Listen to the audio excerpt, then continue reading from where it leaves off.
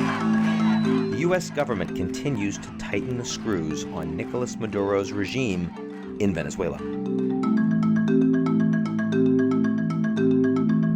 The Trump administration has announced extensive sanctions against Venezuela's state oil giant in a push to collapse the regime in favor of Venezuela's parliamentary leader and self-proclaimed interim president, 35-year-old engineer Juan Guaido.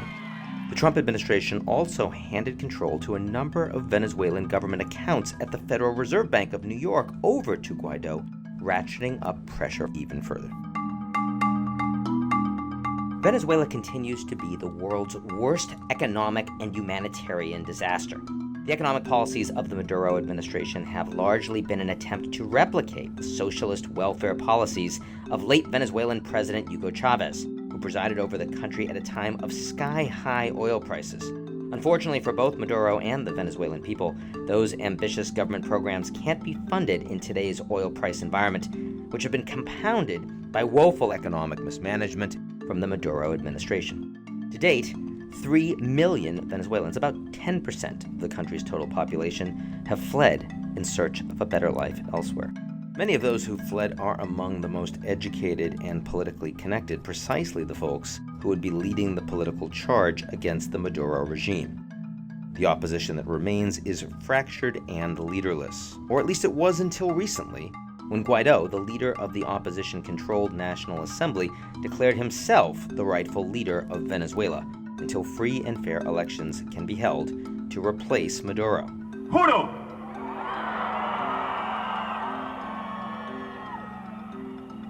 asumir formalmente las competencias del Ejecutivo Nacional como el presidente encargado de Venezuela.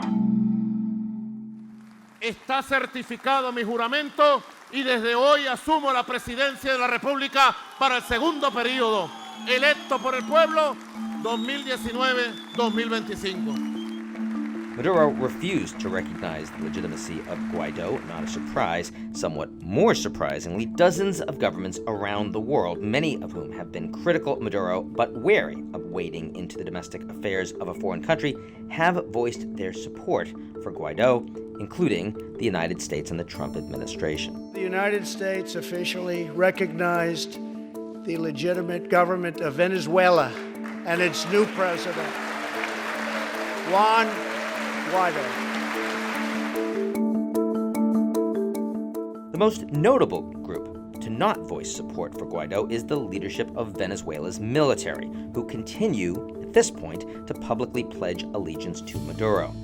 The U.S. decision to send humanitarian aid to the country in the wake of Guaido's announcement is in part an attempt to force the country's military to choose sides between Maduro and the Venezuelan people, an acknowledgement of the reality that no matter how many international sanctions the Maduro regime is slapped with, and however much the Venezuelan people suffer as a result, so long as the military remains behind Maduro, he'll be the one calling the shots on the ground in Venezuela.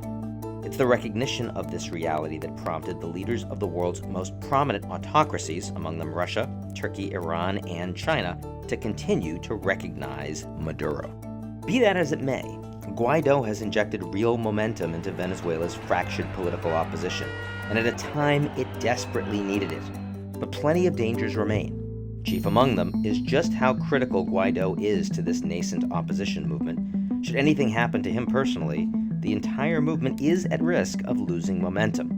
To Guaido's credit, he's not backing down, daring the Maduro regime to kidnap him in public speeches. Guaido seems to believe the movement is bigger than he is, and remains to be seen. Another key danger not to be overlooked is that the United States, and by extension President Donald Trump, are now personally invested in the political developments on the ground in Venezuela. If the Maduro regime does indeed go after Guaido, Washington will be hard-pressed not to get involved, given their very public support for him. All things being equal, there is a greater chance that the current political standoff ends with Maduro leaving than with the U.S. sending in troops to Caracas, but the risk of extreme scenarios, both good and bad, is only rising.